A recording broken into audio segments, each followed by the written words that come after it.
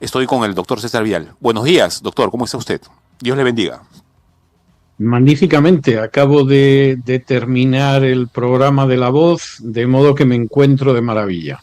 Y, por cierto, tengo que decirte que en Europa el retroceso de la Iglesia Católica en las últimas décadas ha sido verdaderamente espectacular. Déjame darte solo un dato.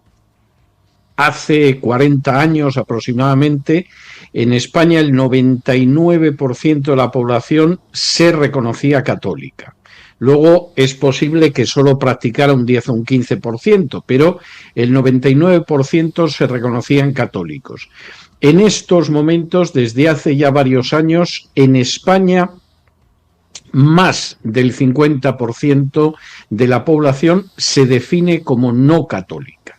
Es decir, pasar del 99% a menos del 50% en un periodo de unas 4 décadas, bueno, verdaderamente es espectacular. Doctor, la semana pasada hizo usted un tuit en donde prometía que la editorial de hoy día iba a tratar algunas cuestiones que seguramente conocía usted bien sobre el señor Prevost, el nuevo obispo de Roma, el nuevo papa. ¿Qué novedades podría contarnos sobre él? ¿Cómo lo ve usted, geopolíticamente hablando incluso? ¿Qué influencia podría tener él en esta Europa que usted dice es ahora un desierto de cristiandad? Bueno, vamos a ver. Primera cuestión, yo vengo siguiendo a Prevost desde que él era superior de los agustinos en Chicago, en Estados Unidos, en el siglo pasado. Y uno diría, ¿y por qué? Hombre, pues muy sencillo, porque estaba en los listados de organizaciones de Estados Unidos donde aparecen los clérigos que han cubierto a abusadores sexuales del clero y que han tenido como víctimas generalmente niños. En algún caso hay algún caso de alguna violación en una mujer adulta, pero por regla general es así. Y Prevost estaba ahí desde el siglo pasado. O sea, lo que ahora se cuenta de la diócesis de Chiclayo, de las tres niñas a las que no quiso atender, protegiendo a un sacerdote de la diócesis, esto no es nuevo. Esto se han enterado en Perú muchos años después. Pero él está relacionado con dos casos especialmente graves entre los agustinos en Chicago ya en el siglo pasado. Y son dos casos de violaciones de menores que llevan a cabo sacerdotes agustinos contra los que no se adopta ningún tipo de medida disciplinaria y lo único que hacen es que los llevan a vivir a una residencia que es la de Tomás el Apóstol, que encima, para remate, está a pocos metros de una escuela infantil católica. Es decir, por lo visto, ni a Prevost, que entonces era superior de los agustinos, ni a otros, se les ocurrió pensar que el peor lugar al que puedes llevar a un depredador sexual de niños es a vivir a pocos metros de una escuela. Esto parece que no se les pasó por la cabeza. De manera que Prevost era un personaje al que yo conocía desde el siglo pasado. Insisto, porque suelo llevar bastante al día los listados de abusadores y especialmente en Estados Unidos, que es donde realmente ha tenido más repercusión. No seguramente donde hay más, sino donde ha sido muy difícil encubrirlos. Por decir algo, en el caso de una de las víctimas de un sacerdote protegido por Prevost, hace muy poquitos años, la diócesis acabó llegando a un acuerdo para zanjar la situación. Ambos abusos fueron denunciados. En ese sentido, digamos que a Prevost lo conozco hace mucho tiempo. En la segunda vez que a mí me llamó mucho la atención Prevost es cuando, saltándose los usos y costumbres del derecho canónico, el Papa Francisco lo mete en un dicasterio siendo simplemente obispo, un obispo además que designó él, sin ser ni arzobispo metropolitano ni cardenal. Esto es como si de pronto al frente de una división, en vez de colocar a un general de división, pues colocas a un comandante. Y todo el mundo Hombre, no niega la competencia del comandante, pero dice desde cuándo un comandante ha entrado a mandar una división. Bueno, pues esto pasó con Prevost y al poco tiempo, como había bastantes protestas, el Papa Francisco lo creó cardenal, con lo cual se acabó la discusión, porque ya de alguna manera se había moldado a los usos y costumbres del derecho canónico. Y es la segunda vez que a mí me llama la atención. Él tuvo una carrera fulminante de muy pocos años para acá, y es una carrera fulminante que quien respalda es el Papa Francisco, y que sobre todo en los 3 últimos años ya no es que fuera fulminante, ya era acelerada. O sea, cardenal, dicasterio importante, peso enorme, etcétera, etcétera. ¿Qué significa esto? Vamos a ver, yo creo que salvo que la situación internacional cambie mucho y entonces haya que variar el rumbo, León XIV va a ser una continuación del pontificado del Papa Francisco, procurando que tenga más elegancia. Y además es un personaje menos verbal que el Papa Francisco, es una persona que no suele hablar mucho, pero sus objetivos son exactamente los mismos. Si tú te fijas, en primer lugar, él también es alguien que viene del continente americano, que es el único continente donde la Iglesia Católica no se ha desplomado en su totalidad, aunque va retrocediendo a pasos agigantados. Ahora mismo, según un reciente estudio, en Estados Unidos, por cada 100 nuevos católicos que hay, o porque vienen de la inmigración, o porque son niños que nacen y los bautizan católicos, por cada 100 nuevos católicos, la Iglesia Católica pierde 800 miembros en Estados Unidos. Es decir, tiene un decrecimiento de 700 miembros netos. Es una situación de enorme crisis. Entonces, ¿quién es el sucesor ideal de Francisco? Pues como en el caso de Francisco, alguien que sea americano, que tenga una conexión con Hispanoamérica, pero si además tiene una conexión con los Estados Unidos, perfecto. Y por supuesto, no puede ser un mestizo, no puede ser un indio, no puede ser un negro, no puede ser un mulato, tiene que ser un blanco muy blanco, que en los dos casos, además, es gente que viene directamente de Europa. La madre de León XIV es una española, los padres del Papa Francisco eran italianos. Primer modelo, nosotros queremos evitar el desplome en Hispanoamérica, queremos conservar una Hispanoamérica en la que hemos ido perdiendo terreno y queremos revertir el desplome inmenso que se ha producido en Estados Unidos. Y ahí, por supuesto, nosotros la intención que tenemos es llenar nuestras parroquias de inmigrantes ilegales que permitan sacar a flote determinadas parroquias, que son muchas. ¿Qué significa esto en términos de este candidato? Que la Iglesia Católica va a seguir en la línea de la agenda globalista, es decir, va a seguir defendiendo el calentamiento global. Estoy hablando de declaraciones de él. No va a tener problema, por ejemplo, en otra campaña de vacunación como la del coronavirus, que defendió encarnizadamente Prevost, y, por supuesto, es un gran partidario de la inmigración ilegal. ¿Por qué? Porque esto nos permite que la Iglesia Católica no se vaya totalmente al suelo en Estados Unidos. Y eso explica que, por ejemplo, la mayoría de las veces que él se ha referido a Donald Trump se haya referido de manera negativa relacionada con la inmigración ilegal. Y que cuando se ha referido, además hace muy poco, a Vance, que es el vicepresidente de los Estados Unidos, que además es católico, lo haya censurado porque es enemigo de la inmigración ilegal y de la inmigración abierta. O sea que aquí vamos a asistir a lo mismo. Es verdad que la posición de León XIV, por ejemplo, sobre el aborto es negativa, ya faltaría más, pero, por ejemplo, él no comentó jamás de forma negativa el hecho de que el Papa Francisco autorizara las bendiciones de parejas homosexuales por sacerdotes católicos. En absoluto, ahí tuvo una posición, hay quien dice de ambigüedad, yo diría que se acerca más al dicho español que afirma que el que calla otorga, pero efectivamente él va a mantener una línea de respaldo a la agenda globalista como hasta ahora.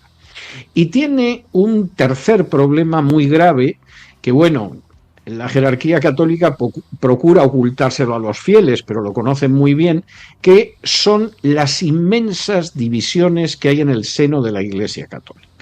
El pontificado de Francisco permitió que saliera a la luz que hay conferencias episcopales en Europa que están realmente a un pelo del cisma, como por ejemplo es la conferencia episcopal alemana. Exacto. O la conferencia episcopal holandesa. ¿Cómo va a intentar León XIV corregir esto? Copiando el organigrama de la Iglesia anglicana, bautizándolo como sinodalidad, en contra de la idea que tienen algunos católicos de que el Papa va a llegar como un elefante en una cacharrería y va a poner orden y los va a poner a todos firmes, etcétera. No va a ser así, previsiblemente. La idea es que usted, mientras siga dentro del rebaño, haga lo que quiera en su país. Y entonces, cuando en algún momento le llegó algún obispo de Bélgica al Papa diciendo, pero hombre, ¿cómo vamos a aceptar la bendición sacerdotal sobre parejas homosexuales? La respuesta del Papa Francisco fue, no, ustedes tienen que estar de acuerdo. Y si están de acuerdo todos los obispos de Bélgica, hagan lo que quieran, pero tienen que estar de acuerdo. Esa visión de usted haga lo que quiera, pero permanezca dentro del paraguas, que es una de las grandes desgracias de la comunión anglicana desde hace tiempo, es la sinodalidad, el lenguaje católico. Y esto es algo que desde el principio ha anunciado León XIV. Entonces, si en su país son más conservadores, bien. Que en su país van a abrirse todavía más a los lobbies gays, bien. Pero no me creen divisiones.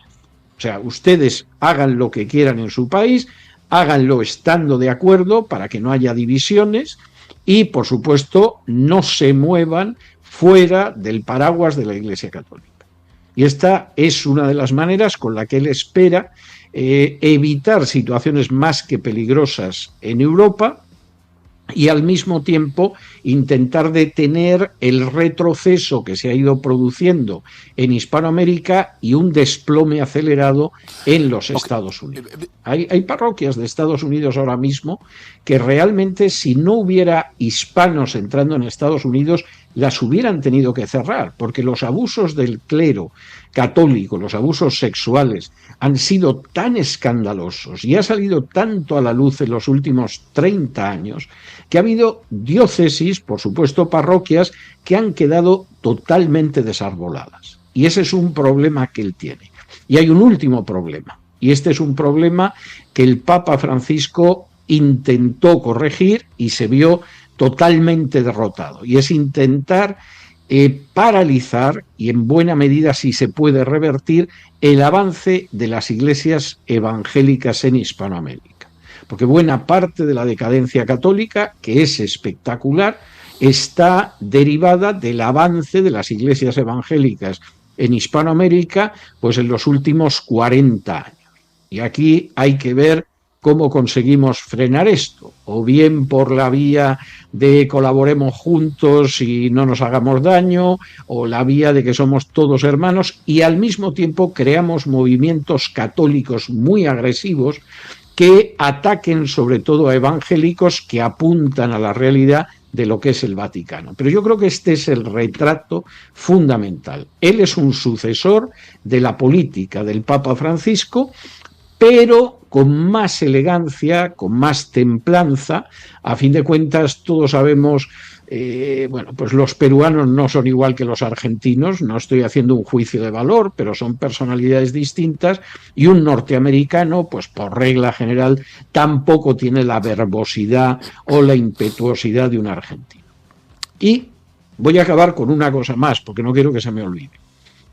Se está especulando mucho sobre la razón de que haya escogido el nombre de León.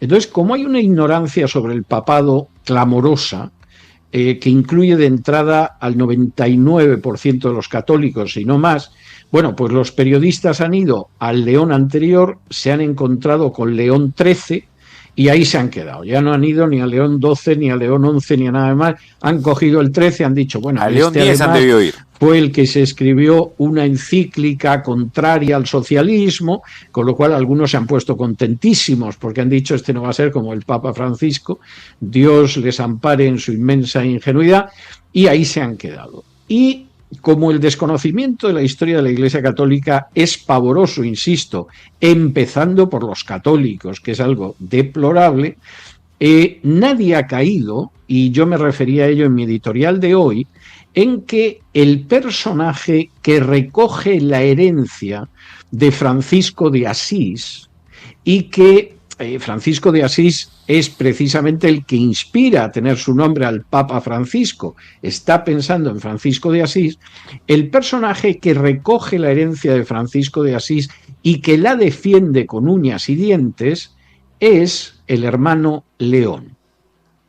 De manera que tenemos ya un caso en la historia en que a un Francisco de Asís, quien va detrás defendiendo su obra y su legado, por cierto, infructuosamente, porque evidentemente el Vaticano ya se había apoderado de aquello y no estaba dispuesto. Esto de la pobreza era algo que no le terminaba de convencer, pero hay un León que sucede a Francisco, es exactamente lo mismo que estamos viviendo ahora. A Francisco le sucede un León, cuya referencia yo personalmente creo que no es León XIII, ni es otro papa que se haya llamado León, sino que es el hermano León, que era el secretario confidente y confesor de Francisco de Asís.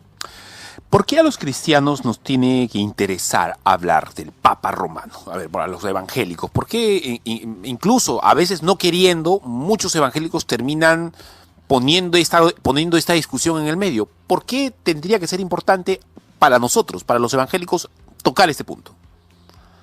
Bueno, vamos a ver, yo creo que el Papa espiritualmente para los evangélicos no tiene la menor relevancia, e históricamente los evangélicos siempre han identificado al papado con el hombre de pecado del que Pablo habla en Tesalonicenses. De acuerdo.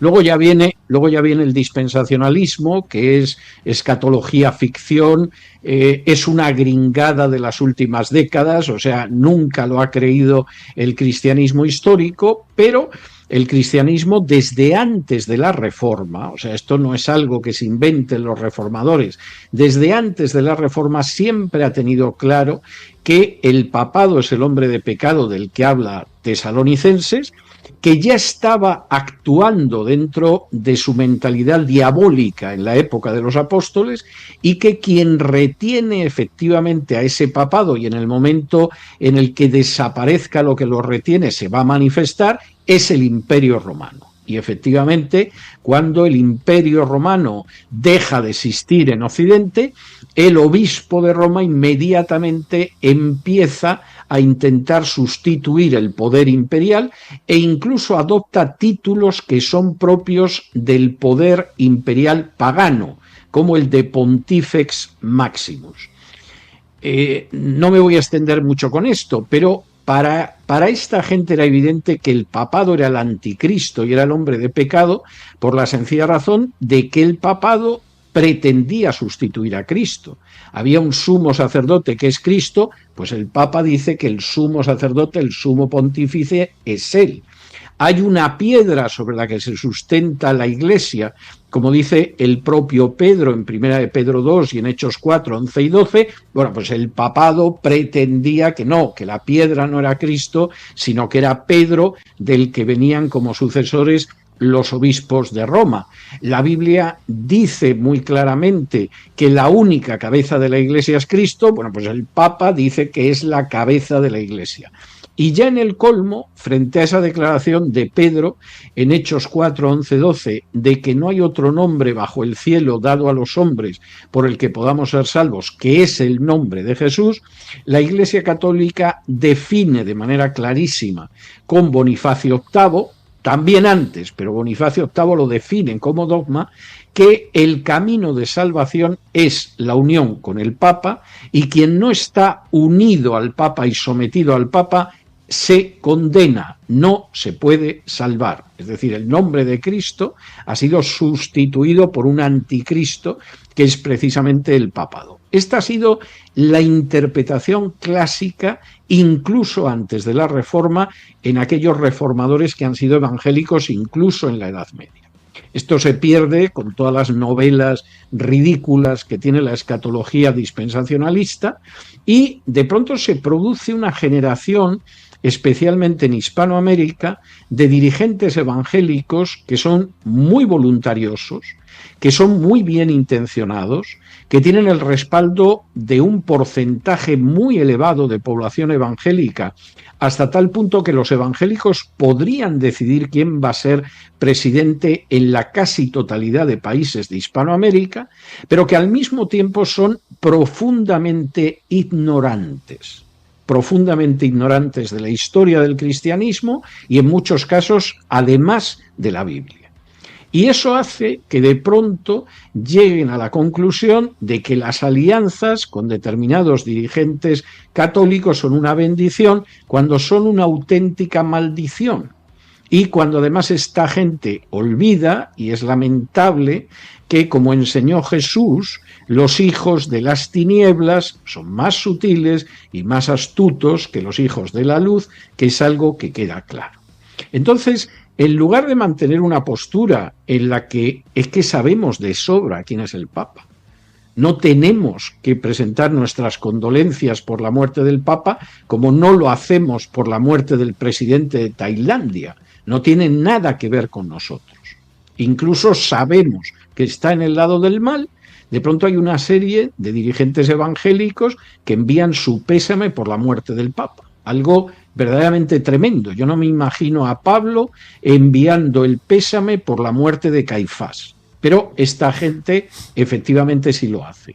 Y cuando de pronto aparece el Papa, en vez de saber lo que es esa institución, y ha sido, y es, y será, bueno, pues resulta que encima gente hablando de que a ver si podemos colaborar con el Papa Francisco para llevar a cabo unos ideales de ecologismo, paz, etcétera. Esto solo se puede interpretar como una falta de discernimiento y una ignorancia histórica y una irresponsabilidad espiritual colosales. Y yo espero que después de estos días donde la propaganda vaticana nos va a seguir martilleando continuamente para hablar de la importancia de un personaje que la única importancia que tiene es para la agenda globalista, bueno, pues haya dirigentes evangélicos que piensen y reflexionen y actúen como tienen que actuar y no como lamentablemente están actuando. Mi hermano, muchas gracias, ha sido usted muy amable y además muy ilustrativo. Espero que esté bien, lo veo bien de salud, está usted hecho un calichín. No tengo ni idea de lo que es eso, pero bueno, imagino que será bueno. Un chico, un jovencito, un muchacho, un mozalbete. Y gracias a Dios, la verdad es que me siento muy bendecido últimamente y si me lo permites, hay razones objetivas. Ha aparecido mi última novela esta semana, que es El Día de la Restauración, pero antes de que acabe este mes de mayo, Dios mediante, estará en las librerías mi Biblia de estudio. De manera que tengo muchos motivos para sentirme satisfecho. Bien, vamos a estar atentos a eso, seguramente la vamos a comprar. Muchas gracias, mi hermano, que Dios le bendiga como siempre. Un abrazo muy fuerte y que Dios los bendiga.